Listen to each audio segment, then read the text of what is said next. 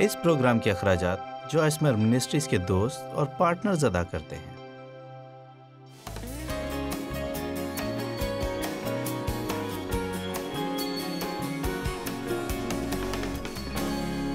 میرے خیال سے ہماری سمجھ سے زیادہ ہمارے اندر خوف پائے جاتے ہیں۔ یقیناً ہمارے اندر بہت بڑے خوف ہیں جن کو ہم جانتے اور سامنا کرنے کی کوشش کرتے ہیں، لیکن میرے خیال سے بہت سی چھوٹی چیزیں ہیں جن کو ہم نے کافی لمبے عرصے سے اپنی زندگی میں اجازت دی ہوئی ہے، جن کے بارے میں اتنا بھی نہیں سوچتے کہ وہ موجود ہیں، لیکن ایک خوف جو ہمارے اندر ہے جس کو ہم خوف بھی نہیں سمجھتے وہ شک ہے، اور جانتے ہیں کہ شک اور خوف کا بہت قریبی رشتہ ہے، یا ہم کہہ سکتے ہیں کہ یہ خوف کی ایک قسم ہے۔ اور میرا یہ خیال نہیں کہ خدا کے بارے میں بہت زیادہ شک کرتے ہیں، بلکہ بہت دفعہ ایسا ہوتا ہے کہ یہ اپنے آپ پر شک ہوتا ہے۔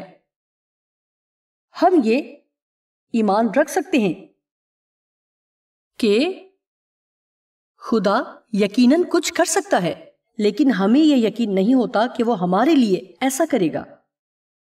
یا ہم ایمان رکھتے ہیں کہ خدا لوگوں سے بولتا ہے، لیکن ہم ایمان نہیں رکھتے کہ ہم بھی اسے سن سکتے ہیں۔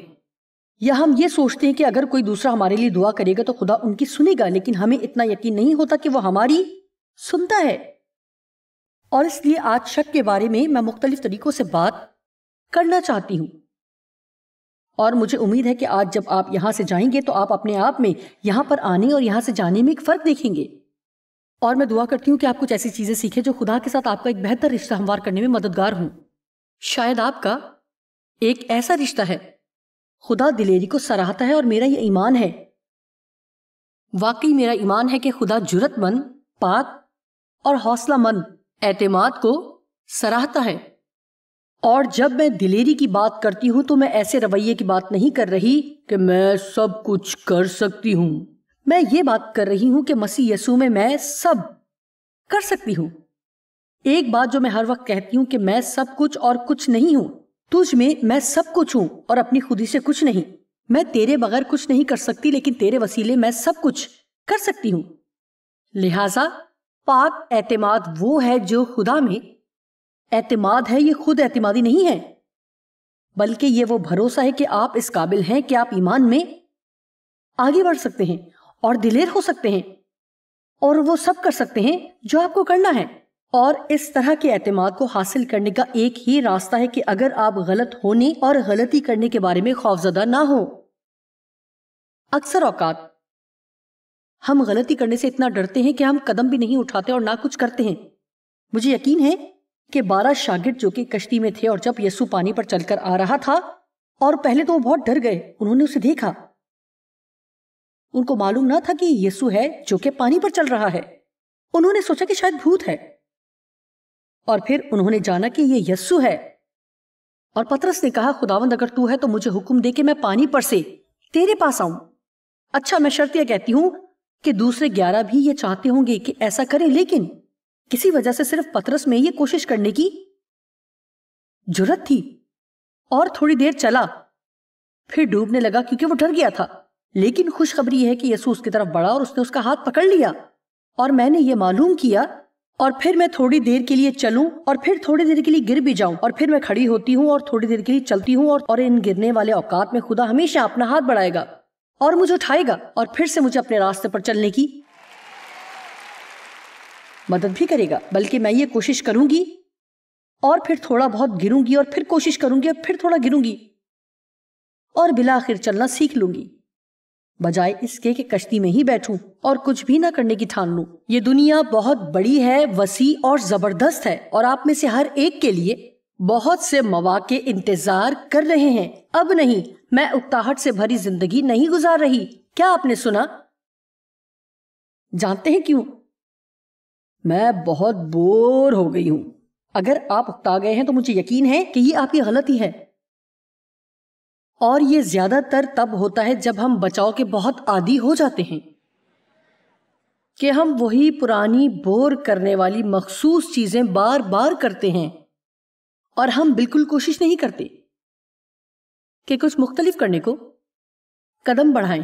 میں نے معلوم کیا، اور آپ سنیں گے جب میں یہ کہوں گی، لیکن مجھے احساس ہوا کہ جب میں تقریباً 50 سال کی تھی اور یہ تب کی بات ہے جب عورتیں ہر طرح کی اور ہر رنگ کی جرابیں پہنتی تھی اور میں صرف اسکن کلر ہی پہنتی تھی، جبکہ خواتین نیلے رنگ کی، کالے رنگ کی، گلابی رنگ کی اور ڈیزائن والی جرابیں پہنتی تھی، لیکن میں نہیں، میں ہمیشہ ایک ہی رنگ پہنتی تھی۔ اور میرے لیے یہ بہت بڑا قدم اٹھانے کے برابر تھا کہ میں مختلف رنگوں کی جرابیں پہنوں۔ اور حالانکہ میں واقعی کوئی ایسی بزدل خاتون نہیں ہوں، لیکن ہم سب کی کچھ خاص چیزیں ہیں جو کہ ہم کرنا پسند کرتے ہیں۔ ہم دوسروں کو یہ کرتا دیکھتے ہیں اور ہم وہ کرنا چاہتے ہیں اور کوشش بھی کرتے ہیں، لیکن ہم صرف ڈرتے ہیں۔ اور میں آج آپ کی حوصلہ افزائی کرنا چاہتی ہوں کہ تھوڑا اور دلیری سے زندہ رہیں اور زیادہ دلیری سے دعا کریں اور قدم بڑھائیں اور اپنے دل کی سنیں اور وہ کریں جس کے لیے آپ ایمان رکھتے ہیں کہ خدا نے یہ کرنے کا موقع دیا ہے۔ میں یہ نہیں کہہ رہی کہ آپ بے وقوفانہ حرکتیں کریں یا کچھ ایسا کریں جو کہ آپ کرنے کی کوشش کر رہے ہیں، لیکن خدا کی طرف سے آپ کو کوئی رہنمائی نہیں مل رہی کہ یہ آپ کے لیے درست ہے۔ لیکن میں یہ ایمان رکھتی ہوں کہ خدا آپ کو آپ کی موجودہ زندگی سے بڑی بہتر اور حیرت انگیز زندگی دینا چاہتا ہے۔ میرا ایمان ہے کہ اس کے پاس ہمارے لیے بڑی اور زبردست زندگی ہے۔ جانتے ہیں کہ پطرس نے بہت سی غلطیاں کی ہیں، میرا مطلب بہت غلطی کے گناہ کیے، لیکن میرا ایمان ہے کہ ایک ایسی وجہ تھی کہ خدا پطرس کے ساتھ کام کرتا تھا۔ یقیناً وہ اسے پیار کرتا تھا، لیکن دوسری بات یہ تھی کہ اس میں دلیری بھی تھی۔ میرا ایمان ہے کہ خدا دلیری کو سراہتا ہے۔ جانتے ہیں کہ زکئی چھوٹے قد والا شخص تھا، وہ یسوع کو نہیں دیکھ سکتا تھا، لیکن وہاں لوگوں کی بھیڑ تھی، لیکن وہ جرأت مند بھی تھا۔ وہ بھیڑ میں سے نکلا اور ایک درخت پر چڑھ گیا تاکہ یسوع کو دیکھ سکے۔ اور دلچسپی کی بات یہ کہ جب یسوع گزر رہا تھا تو وہ زکئی کی طرف متوجہ ہوا اور اس نے کہا، نیچے اترا، مجھے آج تیرے ساتھ کھانا کھانا ہے۔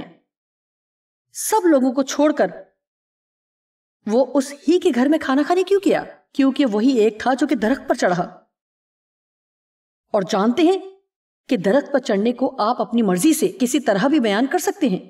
مجھے یقین ہے کہ بہت سے لوگ چلے گئے ہوں گے اور کہا ہوگا، اوہ بہت زیادہ لوگ ہیں، میں نہیں دیکھ سکتا۔ انہوں نے کچھ کوشش نہ کی یا کوئی تردد نہ کیا۔ کالب کے بارے میں بائبل بتاتی ہے، بائبل یشوع اور کالب کے بارے میں بہت بتاتی ہے اور بتاتی ہے کہ ان میں مختلف روح تھی، دوسرے مردوں کے مقابلے میں مختلف جذبہ تھا۔ اور جب زمین کو قبیلوں میں تقسیم کیا گیا تو کالب نے کہا، مجھے یہ پہاڑی دے۔ وہ 85 سال کا تھا اور اس نے کہا، مجھے ایک پہاڑی دے۔ کیا آپ تیار ہیں کہ 85 سال کی عمر میں پہاڑی لیں، یا آپ نے پہلے ہی سے فیصلہ کر لیا ہے کہ آپ بہت بوڑھے ہو گئے ہیں کہ کچھ نیا شروع کر سکیں؟ بے شک آپ سب عمر رسیدہ تو نہیں ہے، لیکن جلد ہی یا کچھ عرصے تک ہو جائیں گے، اور آپ نہیں چاہتے کہ اس کے بارے میں آپ کی سوچ غلط ہو۔ آپ اتنے کم عمر نہیں یا آپ اتنے عمر رسیدہ نہیں کہ خدا کے لیے کچھ نہیں کر سکتے۔ دوبارہ شروع کرنے کے لیے اتنی دیر نہیں ہوئی۔ میں نے کہا اتنی دیر نہیں ہوئی کہ دلیری سے جینے کا دوبارہ ارادہ نہ کریں۔ ہمیں ایمان سے چلنا چاہیے، لیکن شک ہمیشہ ہمارے ایمان کے خلاف جنگ کے لیے بھیجا جاتا ہے۔ یاد رہے کہ شک خوف کی قسم ہے۔ خوف ایمان کے خلاف جنگ کے لیے بھیجا جاتا ہے، لیکن کافی دفعہ خوف شک کے روپ میں آتا ہے۔ کیا میں نے ٹھیک فیصلہ کیا؟ میں نہیں جانتی، شاید مجھے یہ نہیں کرنا چاہیے تھا۔ مجھے لگ رہا ہے کہ کرنا چاہیے تھا، لیکن میں نہیں جانتی۔ اور ہم پیچھے اور آگے اور پھر پیچھے اور آگے جاتے رہتے ہیں۔ کیا کوئی ایسا ہے جو فیصلے کرتے کرتے تھک گیا ہو؟ جانتے ہیں پہلے یا بعد میں آپ کو کچھ کوشش کرنی اور فیصلہ کرنا پڑے گا، اور امید ہے کہ یہ ٹھیک ہوگا۔ لیکن کیا آپ جانتے ہیں اگر ایسا نہیں، آپ غلطی کرتے ہیں اور یہ دنیا کا آخر نہیں ہے۔ کم از کم یہ سیکھیں کہ ایسا دوبارہ نہیں کریں گے۔ میں نے پہلے غلط فیصلوں سے بہت کچھ سیکھا اور پتہ چلا کہ انہیں کس طرح درست کیا جائے۔ آئیے رومیو 4 باب دیکھیں، 18ویں آیت سے شروع کریں۔ بہت جانی جانے والی کہانی یعنی ابراہم کی۔ میرے خیال سے میں نے پچھلی کانفرنس میں کسی اور طرح سے شیئر کی ہے، لیکن یہ یہاں بہت مناسب ہے، مجھے یہ دوبارہ شیئر کرنا ہے۔ ابراہم کے بارے میں وہ نا امیدی کی حالت میں امید کے ساتھ ایمان لایا تاکہ اس قول کے مطابق کہ تیری نسل ایسی ہی ہوگی، وہ بہت سی قوموں کا باپ ہو۔ خدا نے کہا کہ تیری نسل بے شمار ہوگی، لیکن نسل ہونے کے لیے مسئلہ تو یہ تھا کہ اس کے تو ابھی کوئی بچہ بھی نہ تھا، اور وہ جو تقریباً 100 برس کا تھا، باوجود اپنے مردہ سے بدن اور سارا کے رحم کی مردگی پر لحاظ کرنے کے ایمان میں ضعیف نہ ہوا، لیکن سارا کے اتنے عمر رسیدہ ہونے کے باوجود ایمان رکھنے میں بوڑھا نہ ہوا۔ اس نے غور کیا، اس نے اس بارے میں سوچا، اس نے اس کو دیکھا، لیکن پھر بھی اس نے ایمان رکھا کہ خدا عظیم ہے۔ اب 20ویں آیت دیکھتے ہیں۔ اور نہ بے ایمان ہو کر خدا کے وعدے میں شک کیا، بلکہ ایمان میں مضبوط ہو کر خدا کی تمجید کی۔ اب یہ نہیں لکھا ہوا کہ شک اور بے ایمانی موجود نہ تھی، بلکہ یہ لکھا ہے کہ یہ اسے بالکل ہلا نہ سکے۔ دوسرے لفظوں میں میرے خیال سے ابراہیم میں خدا پر اتنا ایمان تھا کہ جب شک آیا تو اس نے شک پر شک کیا۔ اس لیے شاید آپ اگلی دفعہ کچھ کرنے لگے تو شک کریں تو آپ کو کہنا پڑے مجھے شک پر شک ہے، میرا خدا پر ایمان ہے اور مجھے اپنے شک پر شک ہے۔ آپ کو یہ یاد رکھنا ہے کہ شک صرف آپ کو متزلزل کرنے اور آپ سے کچھ چرانے آتا ہے اور آپ کے ذہن کے خلاف جنگ کرتا ہے۔ اور ایک چیز جو ہمیں سیکھنی ہے، جب ہم الجھن میں ہو تو کیسے ایمان رکھا جائے، اور ہمیں رکنے اور اپنے ذہن کو پیچھے رکھ کر دل پر نظر کرنے کی ضرورت ہے۔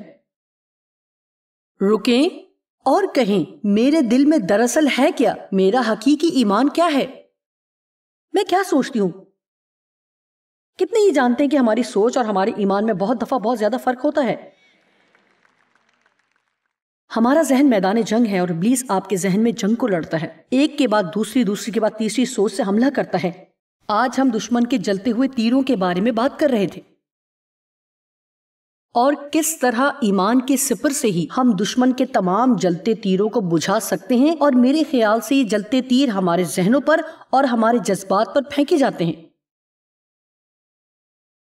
آمین۔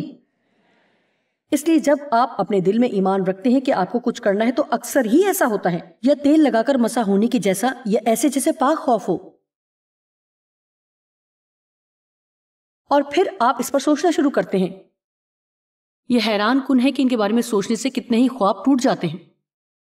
میں ہمیشہ کہتی ہوں کہ زیادہ سوچنا آپ کو موت تک لے جا سکتا ہے۔ داؤد میں یہ اعتماد تھا کہ وہ جاتی جولیت کو مار سکتا ہے، حالانکہ وہ قد میں چھوٹا تھا اور ہتھیاروں سے لیس بھی نہ تھا۔ ساؤل نے کہا کہ کم از کم میرا بختر پہن لو۔ اس نے یہ کوشش تو کی، لیکن اس سے نہ ہوا، کیونکہ داؤد صرف خدا پر اعتماد کو لیتے ہوئے جانا چاہتا تھا۔ اور مجھے یہ بہت پسند ہے جو کہ بائبل کہتی ہے کہ جب جاتی جولیت اس سے باتیں کر رہا تھا اور اسے ڈرا اور دھمکا رہا تھا کہ میں تیرے ساتھ ایسا یا ویسا کروں گا، تو یقیناً داؤد نے اسے جواب دیا تھا کہ میں رب الافواج کے نام سے آیا ہوں اور آج کے دن میں تیرا سر اتاروں گا۔ اور بائبل کہتی کہ داؤد نے میدان جنگ کی طرف بڑھنے کی جلدی کی، اور مجھے یہ اچھا لگا کیونکہ میرے خیال سے اگر وہ وہاں کھڑا رہتا اور جاتی جولیت کو کافی دیر دیکھتا رہتا تو شاید وہ کسی اور سمت چلا جاتا۔ اور میرے خیال سے ابراہیم نے اپنے کمزور جسم پر غور تو کیا ہوگا، لیکن وہ 3 ہفتوں تک اسے غور سے نہیں دیکھتا رہا۔ شاید اس نے سارا کو دیکھا جو کہ تھوڑی ضعیف تھی اور جھریوں سے بھری اور پہلے سے تبدیل ہو چکی تھی، اور اس نے سوچا اوہو مشکل ہے۔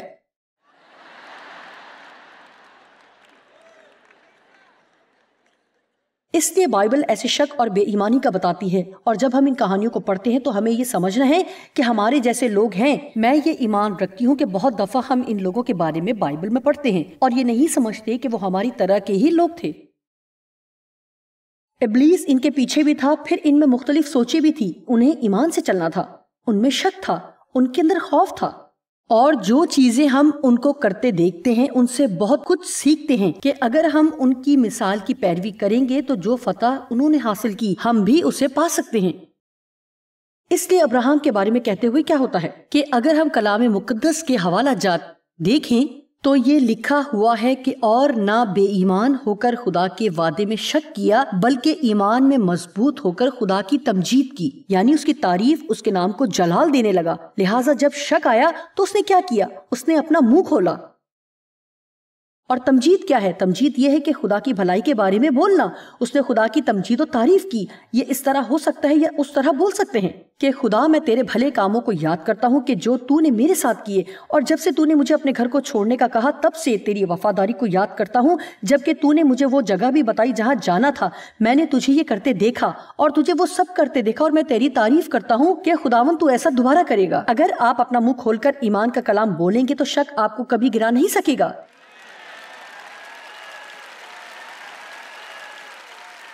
جانتے ہیں کہ شک کرنا آسان ہے، اپنے احساسات کی پیروی کرنا آسان ہے، لیکن میں آپ کو سچ کہہ رہی ہوں کہ اگر آپ جنگ کے دوران اپنا منہ کھولیں اور درست چیزیں بولیں، توجہ سے سنیں. جب آپ کے ذہن میں جنگ چل رہی ہو تو غلط سوچوں کو روکنے کا بہترین طریقہ یہ ہے کہ آپ اپنا منہ کھولیں اور کچھ درست بولیں. جب ابلیس کہتا ہے کہ تم ایسا نہیں کر سکو گے تو اپنا منہ کھولیں اور کہیں کہ میں خداوند میں فتح مند ہوں، اور کہیں کہ میں خداوند میں فتح مند ہوں گی، کیونکہ جس چیز پر میں ہاتھ رکھوں گی وہ کامیاب اور بحال ہوگی. خدا کا کلام روح کی تلوار ہے. افسیوں 6 باب میں اس بارے میں لکھا ہوا ہے کہ خدا کا کلام جو 2 دھاری تلوار ہے اسے لے لو. شک کب پیدا ہوتا ہے؟ جب ہم انتظار کر رہے ہوتے ہیں تو شک اور بے ایمانی آتی ہے. اگر ہم نے دعا کی اور جو چاہا مل گیا ہو تو ہمیں بے ایمانی اور شک سے کبھی مسئلہ نہ ہوگا. اس لیے خدا ہمیں انتظار کرواتا ہے تاکہ ہمارے ایمان کی آزمائش ہو کہ یہ حقیقی ہے، اور اس کے بڑھنے کے لیے ضروری ہے کہ اس کی آزمائش ہو. کھچاؤ سے بڑھوتی ہوتی ہے، اور آپ میں سے بہت سے، شاید مجھے کہنا چاہیے آپ میں سے کافی، اپنی زندگی کی اس جگہ پر ہیں جہاں کھچاؤ کا تجربہ کر رہے ہیں. اور یہ حیران کن ہے کہ بعض دفعہ یہ کتنا اکتاہٹ کا باعث ہوتا ہے جب آپ جانتے ہیں، واقعی آپ جانتے ہیں کہ جو کچھ آپ خدا کو کرنے کا کہہ رہے ہیں اسے کرنے میں اسے کوئی مشکل نہیں، لیکن پھر بھی آپ کو انتظار کرواتا ہے. کیا کوئی ایسے یہاں موجود ہے جو جانتا ہے کہ میں کیا بات کر رہی ہوں؟ یا آپ کو ایک ہی چیز سے بار بار بار بار بار بار نمٹنا پڑتا ہے؟ آپ کو کچھ بتاتی ہوں. میں جانتی ہوں کہ آپ کا ہفتہ کیسا تھا، لیکن میرا ہفتہ کبھی بھی اتنا گرم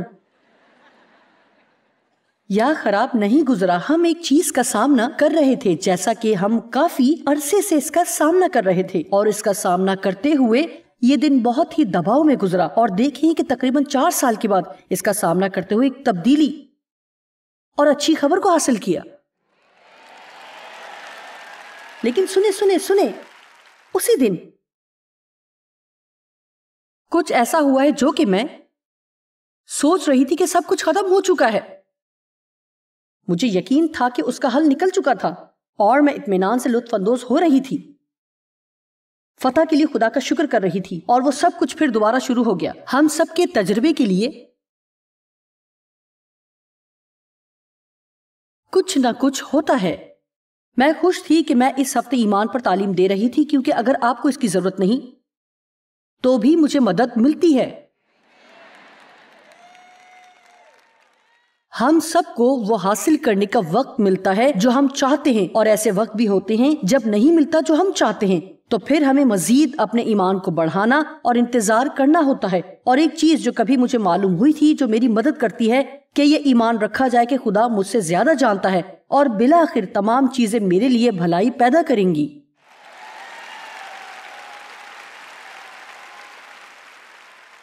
اس لیے آپ جس چیز کا بھی انتظار کر رہے ہیں، اور بے شک یہ کتنا مشکل ہے جب آپ اس مقام پر ہوتے ہیں کہ انتظار کرتے کرتے تھک جاتے ہیں، اور آپ یہ بولنا چاہتے ہیں کہ میں مزید یہ نہیں کر سکتا. یہ کہنے کے بجائے آپ کو ایمان سے اپنا منہ کھولنے اور کہنے کی ضرورت ہے، خداوند تو میری برداشت سے بڑھ کر آزمائش کو نہ آنے دے گا. اگر میں یہ برداشت کر سکوں تو اسے نہ ہونے دے گا، اور میں جانتی ہوں کہ تو کبھی تاخیر نہ کرے گا، ایک دن بھی نہیں. عین وقت پر میرے لیے تبدیلی یا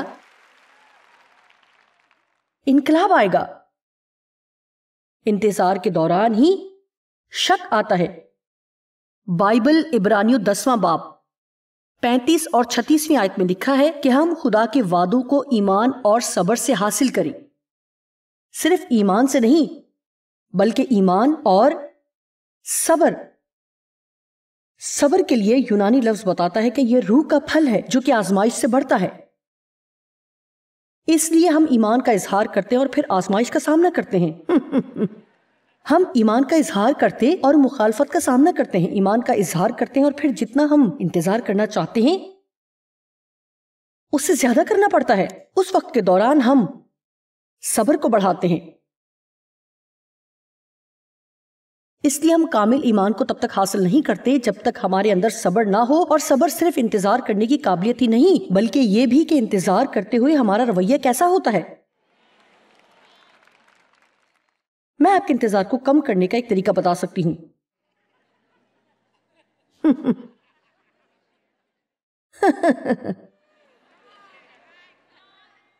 کلسیوں کی کلیسیا کے لیے پولس نے جو دعا کی وہ دعا میں آپ کے لیے کروں گی. اس نے مشکلات کے ختم ہونے کی دعا نہ کی. ایک بار بھی پولس نے کبھی کسی چرچ کے لیے مشکلات کے ختم ہونے کی دعا نہ کی. کیا آپ جانتے ہیں کہ اس نے ایک دفعہ بھی ایسا نہیں کیا؟ اس لیے جو دعا پولس نے کلسیوں کے لیے کی وہ آج میں آپ کے لیے کروں گی. میں آپ کے لیے دعا کرتی ہوں کہ کچھ بھی ہو آپ اچھے رویے کے ساتھ اسے برداشت کر سکیں.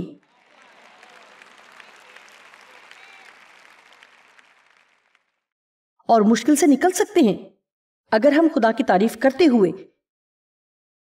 ثابت قدم رہیں، محبت میں چلتے رہیں، برا رویہ نہ رکھیں.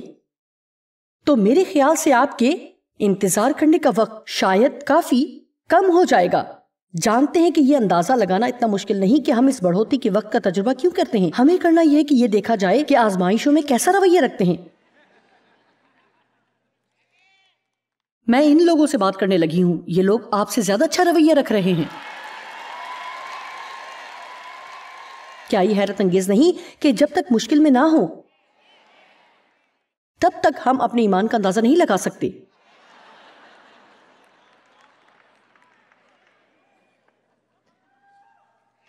یہ گانا آسان ہے کہ آ یسوع ناصری. خروج 13:17. میں چاہتی ہوں کہ ہم یہ دیکھیں جو دلچسپ ہے.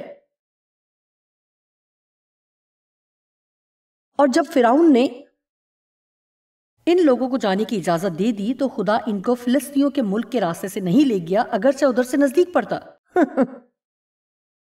کیونکہ خدا نے کہا کہ ایسا نہ ہو کہ یہ لوگ لڑائی بھڑائی دیکھ کر پچھتانے لگیں اور مصر کو لوٹ جائیں. دوسرے لفظوں میں وہ یہ کہہ رہا ہے کہ خدا ایک مقصد کے تحت لمبے راستے سے لایا جو مشکل تھا.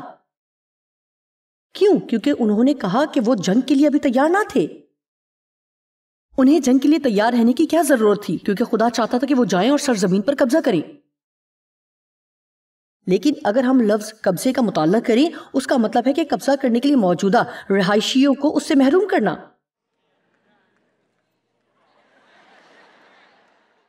اس لیے جب خدا نے ان کو ملک موعودہ میں بھیجا تو وہ ایسی جگہ نہیں بھیج رہا تھا جہاں کوئی دشمن نہ ہو. یہ دشمنوں سے گھرا ہوا تھا. یہاں ایک کے بعد دوسری جنگ ہوگی، ایک جنگ کے بعد دوسری جنگ کے بعد یریہو پر قبضہ کرنا تھا. ان کو ایک کے بعد دوسرے کے بعد تیسرے شہر پر قبضہ کرنا تھا اور خدا نے ایسا ہونے دیا. یہ ان کے برے رویے، بڑبڑانے اور شکایت کرنے اور غلطیاں تلاش کرنے اور بے صبر ہونے کی وجہ سے اور مصر میں واپس جانے کی خواہش کی وجہ سے بھٹکتے رہے. کیونکہ پہلے جب وہ وہاں سے نکلے وہ وہاں جانے کے لیے اتنے طاقتور نہ تھے کہ وہ اس زمین پر قبضہ کرتے اور وہاں دشمنوں کو مقابلہ کرتے. اور آپ میں سے بہت سے ہوں گے جن کے دل میں بڑے بڑے خواب ہوں گے اور ایسا جو آپ کرنا چاہتے ہیں اور آپ کو یہ سمجھ نہیں آتی کہ خدا ایسا کیوں نہیں ہونے دے رہا. شاید ابھی تک آپ دشمنوں کو مقابلہ کرنے کے لیے تیار نہیں ہیں جن کا آپ کو سامنا کرنا پڑے گا.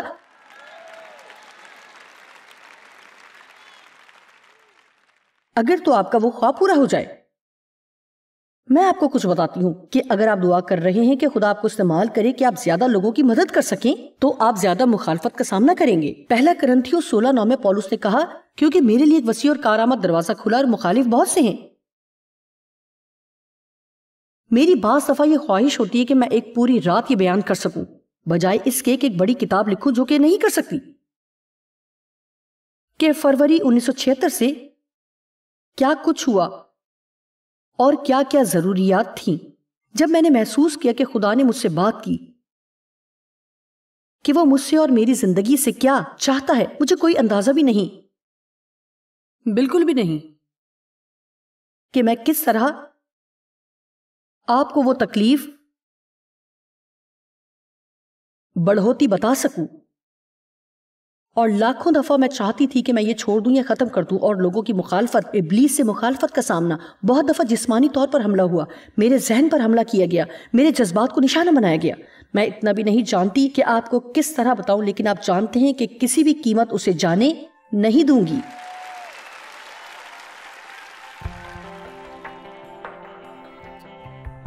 میں صرف آپ کو ایمان کے کلام کو بولنے کی اہمیت کو یاد دلانا چاہتی ہوں، یہاں تک کہ خوف اور شک ہمارے ذہنوں میں قدم جمانے کی کوشش کرے۔